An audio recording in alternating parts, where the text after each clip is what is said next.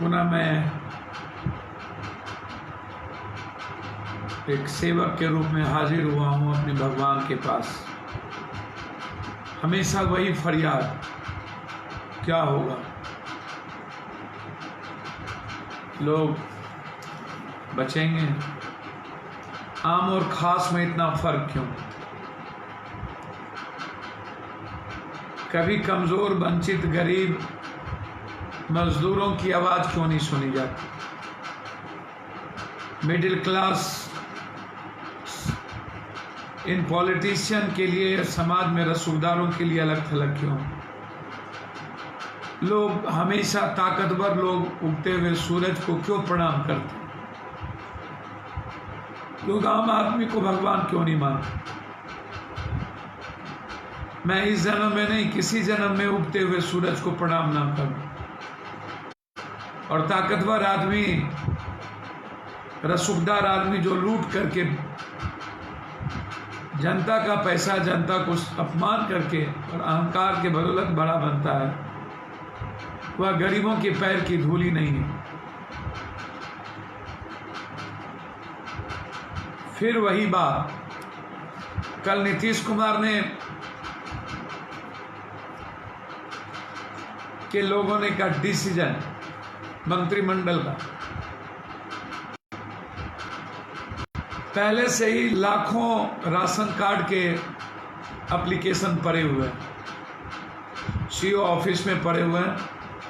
एक ऑर्डर बीच में गया कि जो अधूरा है एप्लीकेशन उसको छांट दिया जाए, और अब एक नया ऑर्डर गया, जो एप्लीकेशन है उसको अभी छोड़ दिया जाए, नया एप्लीकेशन लेकर के राशन बांटना शुरू किया जाए।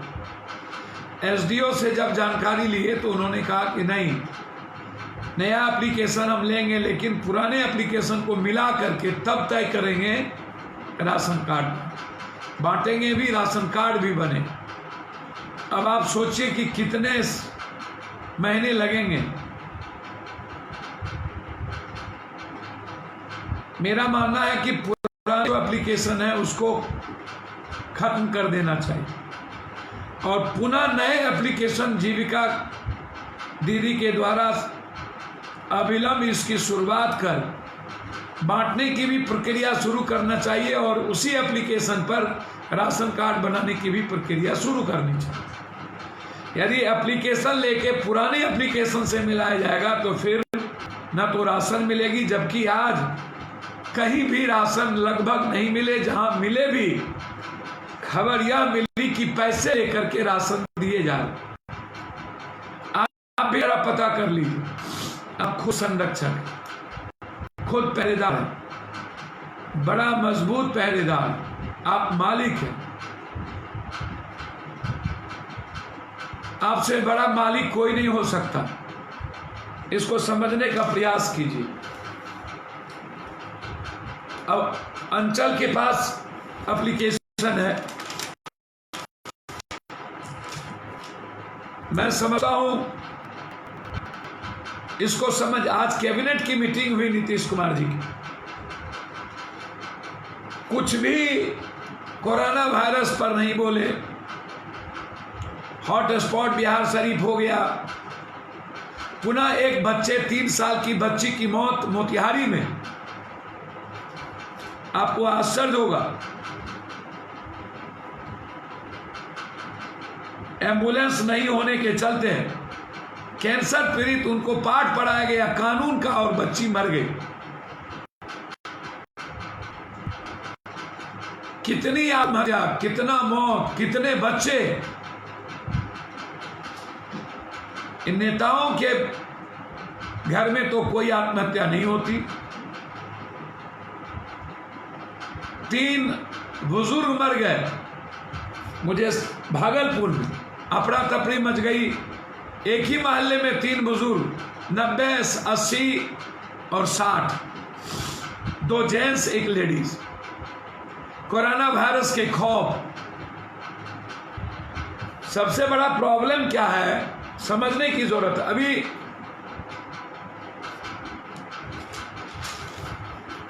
आप इस बात को समझिए, ICMR ने रैपिड टेस्टिंग मना कर दिया कि 2 दिन अभी रैपिड टेस्टिंग नहीं हो, क्योंकि रैपिड टेस्टिंग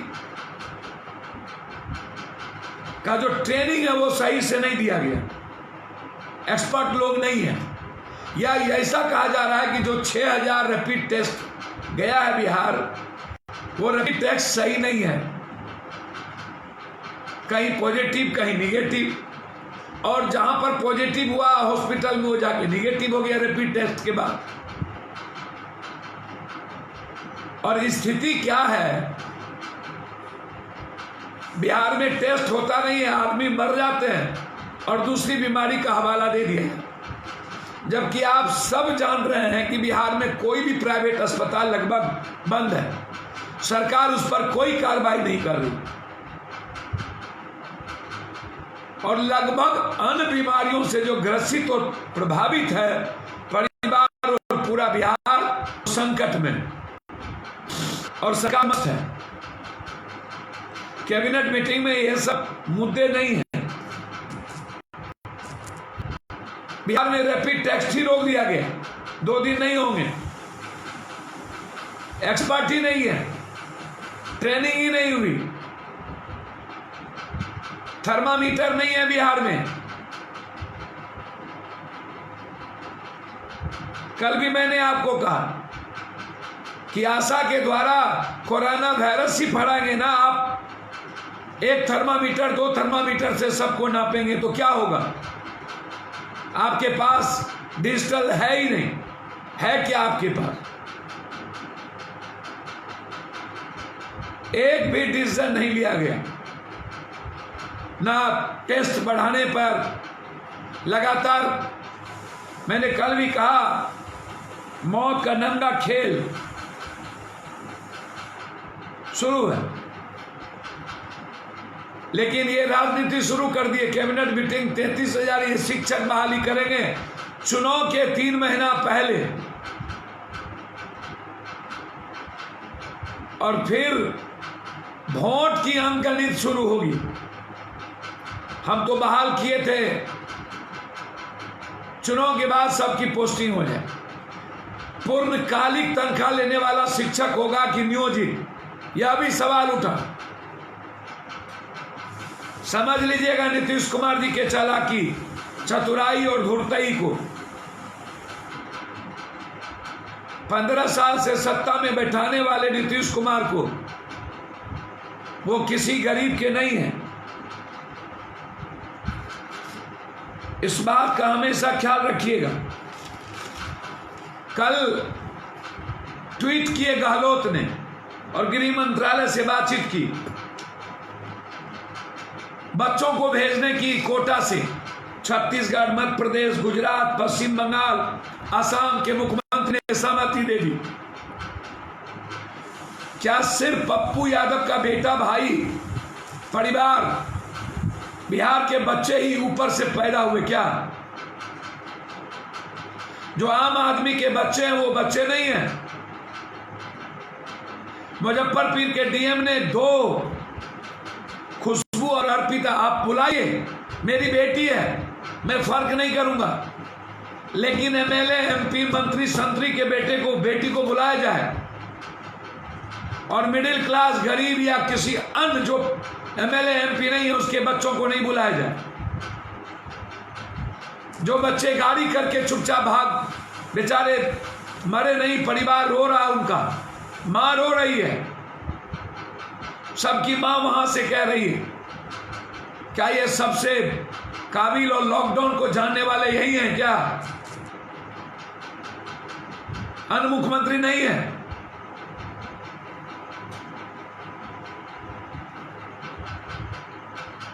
अन्य लोग नहीं है।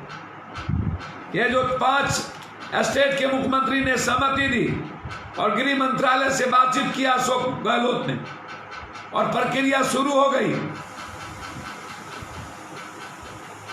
और जिस तरीके से डीएम चिट्ठी लिख करके आप एमएलए, एमपी के बेटा बेटी को बुला रहे हैं, तो आप जो बच्चे बच्चों उसको आत्महत्या करने पर मजबूर करेंगे। आप सोचिएगा, इस नीतीश के बारे में जरूर सोचिएगा कि 15 साल इसने बिहार को कहां ले गए, क्या किया इन्होंने। मछली पार्टी के पीए को हटा दिया,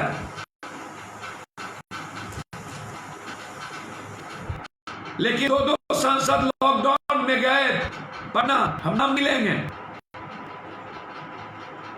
एक अररिया, एक पूर्णिया के, उनके लिए कोई कानून नहीं। आज मंत्रिमंडल का विस्तार हो गया मध्य प्रदेश में। पहले कोरोना लॉकडाउन इसीलिए रुकी थी कि मध्य प्रदेश में मुख्यमंत्री हो जाए, सरकार बदल जाए, और अब मंत्रिमंडल का विस्तार। मंत्रिमंडल के पहले ही कैबिनेट कर लिए शिवराज, और कैबिनेट में वित्त और स्वास्थ्य को आदेश भी दे दिया, जबकि वित्त गिरी सब इन्हीं के पास था, वो तो नहीं हुआ था। और कैबिनेट का मीटिंग चिट्ठी भी लिख दी। क्या है देश।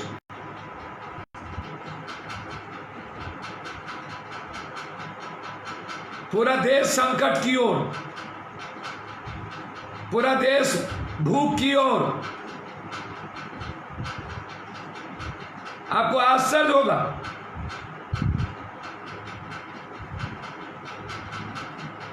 कि ना बच्चे को एम्बुलेंस मिलता है। पूरे देश में रिपोर्ट है कि 30% मामलों में कोरोना का कोई लक्षण नहीं होता, वो डायरेक्ट मर जाएंगे, बिना लक्षण के कोरोना वायरस से प्रभावित हो जाएगा। अब ये नीतीश कुमार को कौन समझाए। बिहार में लगातार मौत हो रही है। दूसरी बीमारी से मौत का मामला पत्ता झाड़ लेता है सरकार। यह काफी खतरनाक हो सकता है, और यह तरीका नीतीश जी बिहार को आप भीषण संकट में डाल देंगे, इसको समझिए। आपकी चिंता उस पर नहीं है। लगातार देश में लॉकडाउन मंत्री बनने के लिए मंत्रिमंडल का होगा, लेकिन बिहार के मजदूर और बिहार के छात्रों पर कोई रहम नहीं होगी। आपकी पूरी मंत्रिमंडल का दाह संस्कार होगा नीतीश जी। जिस तरह आपने मरने पर छोड़ दिया ना। कोटा में एक लड़के ने फोन किया है नीतीश जी, जिसका नंबर है 8406079411। इनके पिताजी मर गए हैं, प्लीज उनको बुला लीजिए। मेरा आग्रह होगा आपसे। WHO ने स्पष्ट रूप से कहा, केवल लॉकडाउन से कोरोना खत्म नहीं होगा।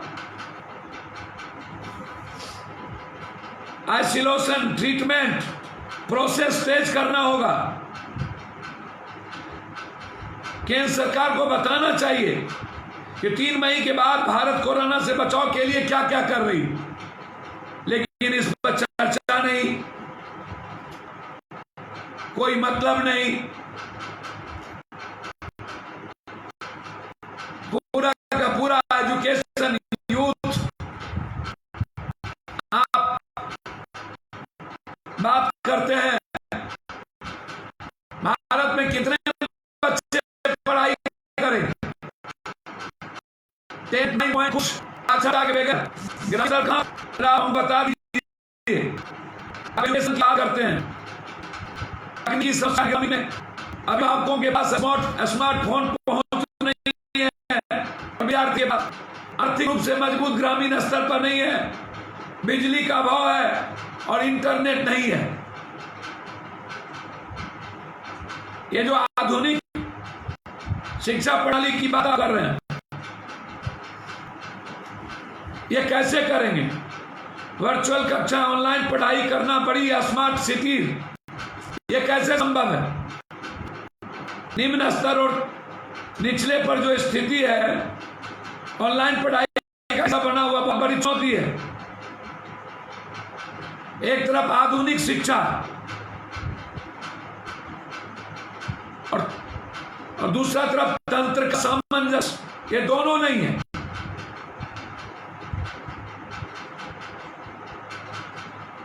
गांव में ना तो कंप्यूटर, ना इंटरनेट, ना स्मार्ट क्लास। 86% स्कूलों में पढ़ाने वाले शिक्षकों ने साफ कहा है इंटरनेट कनेक्टिविटी नहीं है, स्मार्ट बोर्ड नहीं है, ICT का अत्यंत आवश्यकता है। तो फिर सरकार ऑनलाइन की बात कैसे कर रही है? इस लॉकडाउन के बाद सबसे बड़ा प्रॉब्लम एजुकेशन सेक्टर पर पड़ेगा।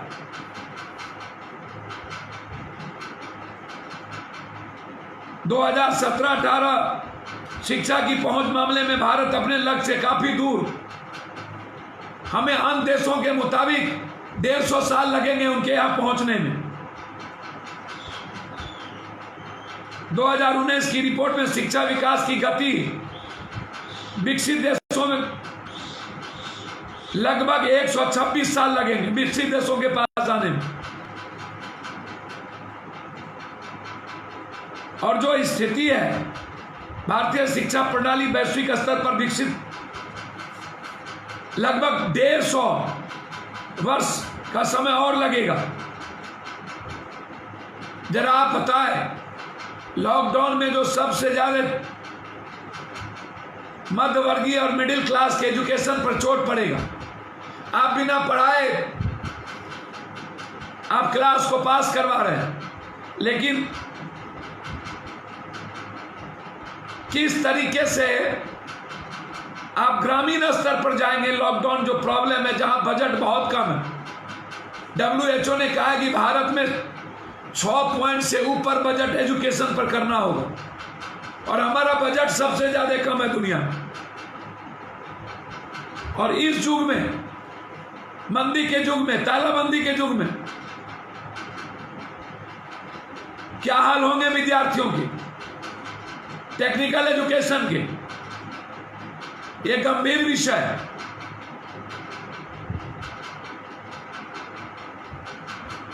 आज मेरी चिंता सबसे ज्यादा आज के विषय में छात्र को लेकर, कि छात्रों के जीवन का क्या होगा, और सब छात्रों के साथ खिलवाड़ क्यों करते हैं? एजुकेशन के बजट को बढ़ाकर हम एजुकेशन को तकनीकी और आधुनिक तकनीक एजुकेशन से सामंजस्य क्यों नहीं करते हैं? हम शहरी और ग्रामीण एजुकेशन को इक्वल क्यों नहीं देखते हैं? हालात बुरे हैं, और सबसे बुरा असर ग्रामीण स्तर के एजुकेशन पर पड़ जाएगा। वैसे ही हमारे यहां साक्षरता है, एजुकेशन नहीं है। एजुकेशन 9, 10, 11 के बीच रहता है, जो हम BA MA कर पाते हैं। हालात और भी होंगे। इसलिए मैं चाहता हूं कि ग्रामीण और शहरी एजुकेशन को इस लॉकडाउन के बाद कैसे सामंजस्य किया जाए। और जो सवाल मेरा इंटरनेट से लेकर के स्मार्ट क्लास की जो बात, ICT चीजों की जो बात आपने की, इंटरनेट, विद्युतीकरण, यह गंभीर विषय है। इसीलिए आज मेरा विषय एजुकेशन से जुड़ा था, जो बच्चों पर सबसे बुरा असर पड़ेगा, और इस पर हमें सोचना चाहिए। लेकिन नीतीश बाबू मस्त हैं। देश में लॉकडाउन MP के लिए नहीं, MLA के लिए नहीं, मंत्रिमंडल के लिए नहीं,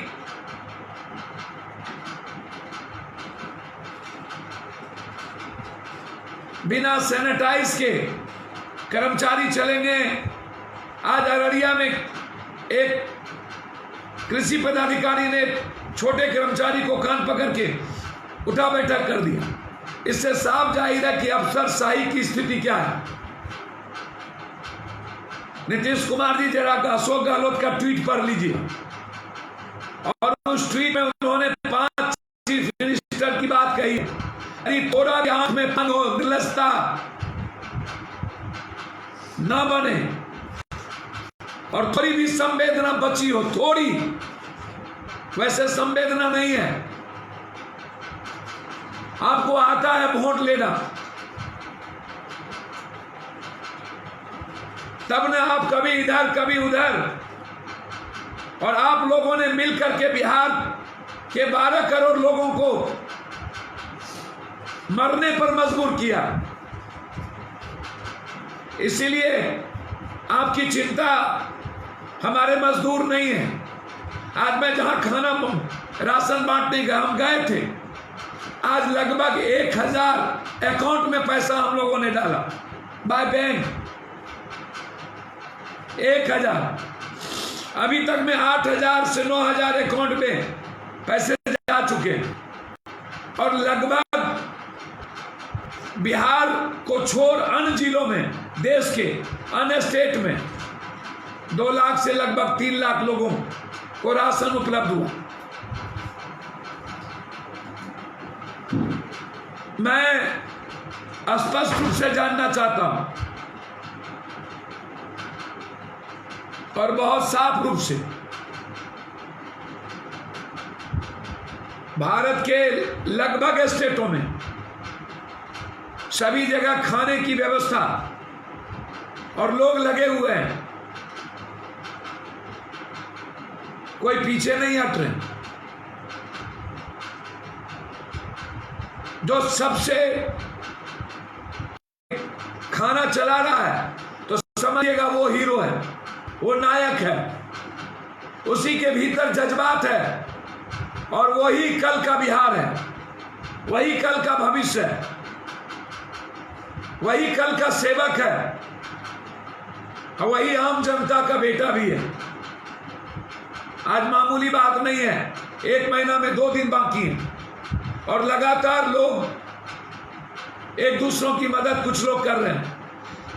एमएलए को छोड़ दीजिए, एमपी को छोड़ दीजिए, मंत्री को छोड़ दीजिए, विपक्ष को छोड़ दीजिए,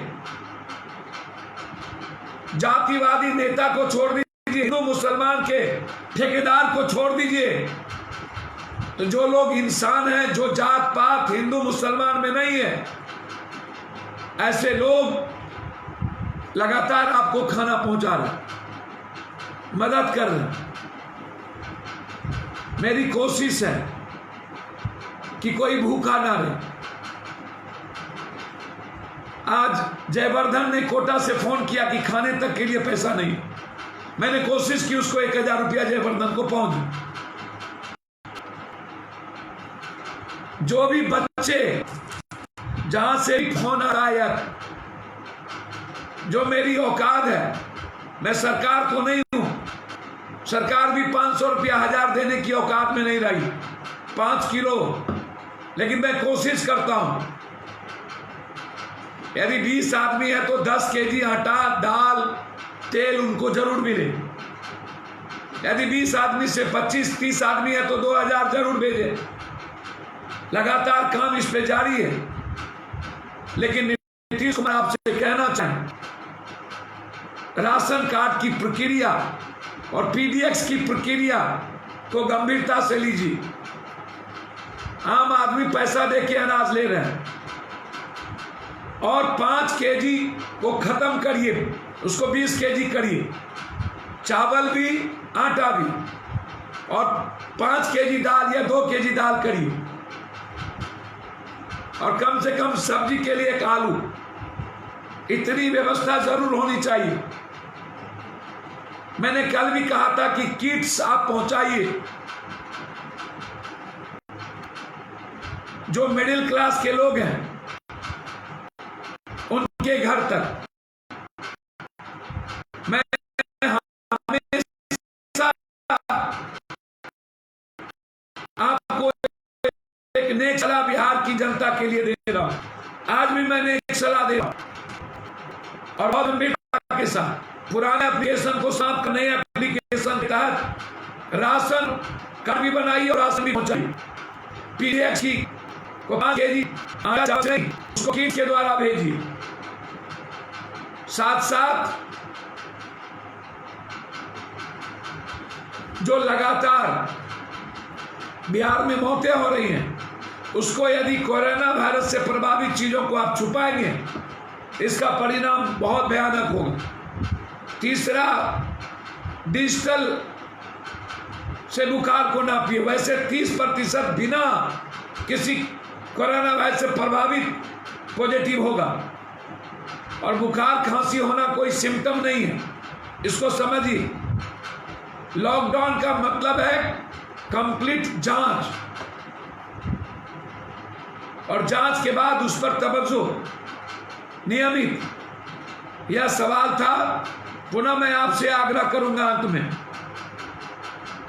बिहार की जनता से कि आप मुट्ठी भर दाना और खाना जरूर दें। आप अपने भी हीरो बन सकते हैं, जाके आप खाना पहुंचाएं लोगों को। रिक्शा वाला, ठेला वाला, चुनिहार वाला, रेहड़ी वाला, पटरी वाला, उनकी मदद करें, बहुत जरूरी है। और जो मिडिल क्लास के जो नीचे जो छोटी छोटी दुकान करके जिंदगी जीते थे, उसकी स्थिति बदतर हो गई। आप किसी तरह मदद करिए।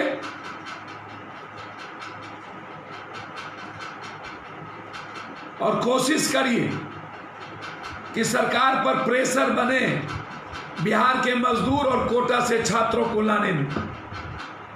और हर परिस्थिति में 3 मई के बाद केंद्र सरकार सुनिश्चित करे बिहार के मजदूरों को घर पहुंचाने की और रोजगार की गारंटी की। यह मेरा आपसे आग्रह है। आप फिर कहेंगे, सोचिएगा कि जिसको आपने 30 साल शासन दिया, उसने आपको कहां पहुंचा दिया। जिसको आपने 15 साल आंख बंद करके बड़ी सत्ता दी, आज वह हमें ही गड्ढे और खाई में मारने को तैयार है। और फिर राजनीति करना उनकी फितरत है। उनकी दुष्टई, धुरतई, चालाकी, चतुराई करके वो फिर राजनीति करके वोट की प्रक्रिया शुरू किया। उन्हें मौत से मतलब नहीं, कोरोना वायरस से मतलब नहीं, मजदूरों से मतलब नहीं, पीडीएक्स से मतलब नहीं, राशन कार्ड से मतलब नहीं, गरीब से मतलब नहीं, बस उनको मतलब है राजनीतिकरण से, वोट की सियासत से। यही मैं आग्रह करूंगा, पहचानिए ऐसे लोगों को जो आपके नहीं है, जो छोड़ दिए इस दुख में, जो बंद हो गए घर में, जिन्हें अपने बच्चे और अपनी चिंता ज्यादा है। और यह भी पहचानिए कि एमपी एमएलए खास ही क्यों होते हैं, आम आदमी क्यों नहीं। क्या आप नहीं चाहते हैं कि आप खास हो और आप मालिक हैं?